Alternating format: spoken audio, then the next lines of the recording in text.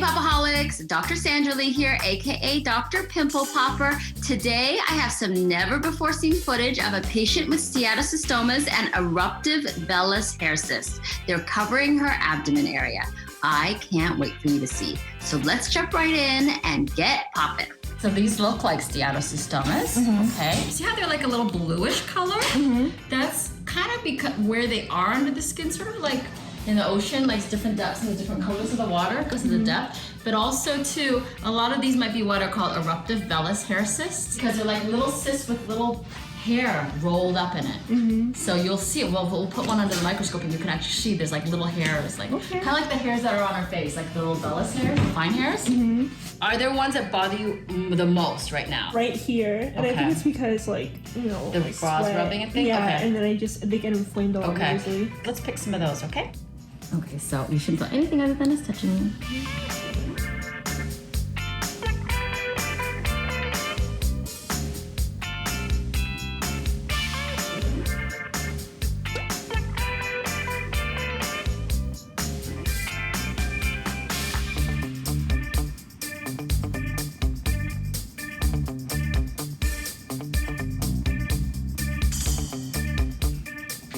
So if you want to take a look, if you want to see, hold that with that side here.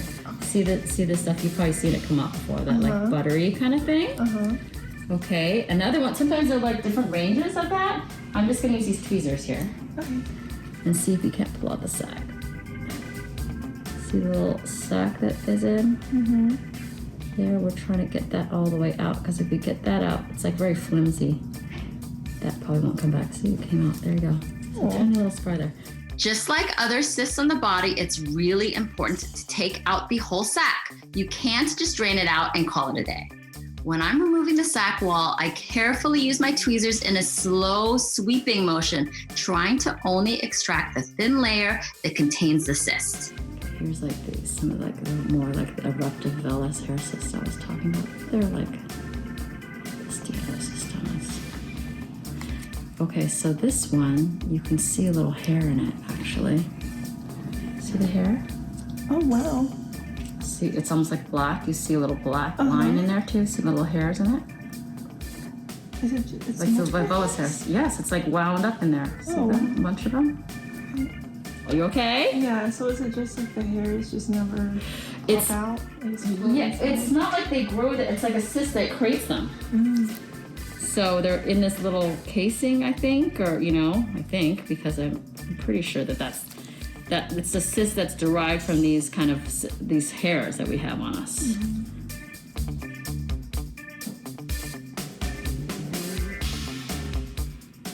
the little, I wish I could show it to you.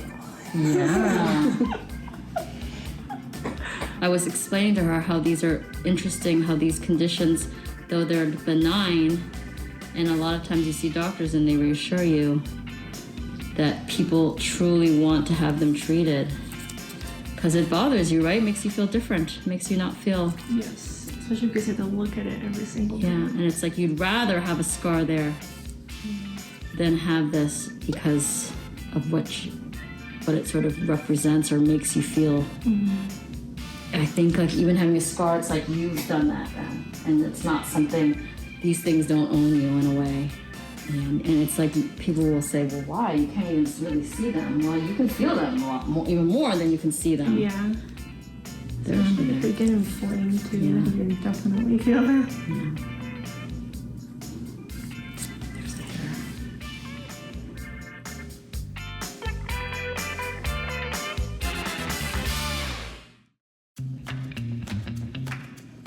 Okay.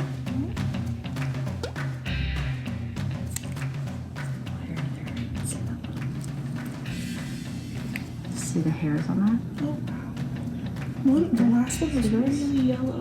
And now this one's like cream. That's why we call them like rainbow steatocystomas because they're kind of all different colors of the rainbow. We've had ones that look like little rubber bands. Rubber band. Or even black. We've seen it black. Oh, wow. Like, yeah, different colors. Why would it turn black?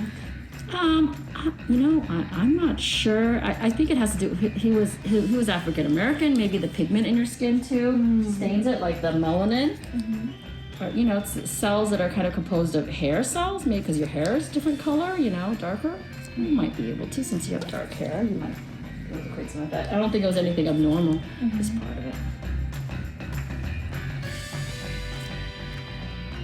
Look at this just fascinating world of skin. How long do they usually take to heal? Just depends. I don't think it's anything crazy. It's sort of like when you know, if you get a pimple and it gets, you know, it just heals over. But I think like, because we would keep sutures in there for like a week, I would say like a week. You might have just a little fine scab there, but it's gonna be, you know, and then you might darken sometimes a little bit, like your hyperpigmentation that you get, but that will fade too. So they're gonna be darker and more noticeable, but hopefully they won't get like a scar like this one that you've had.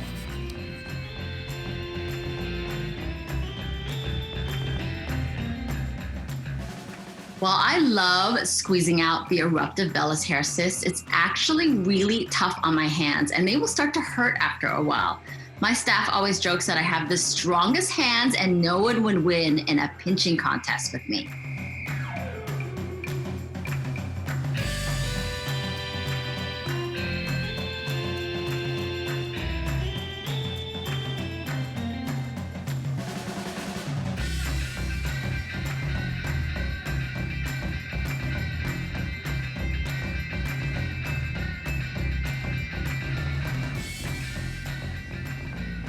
See some of that?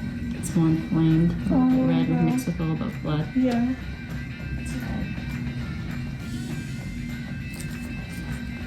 So I'm going to put a little steroid in there, kind of like what we put into pimples that are inflamed. That I inject into my own pimples on my face. If they get inflamed, that can calm this down a little faster. That should hopefully be getting better. There. Keep that up and then we're done here, I think, actually, for now. Okay. Wait, let's go look at this one. Let me look at this one. It's actually flattened out. That's good. Okay.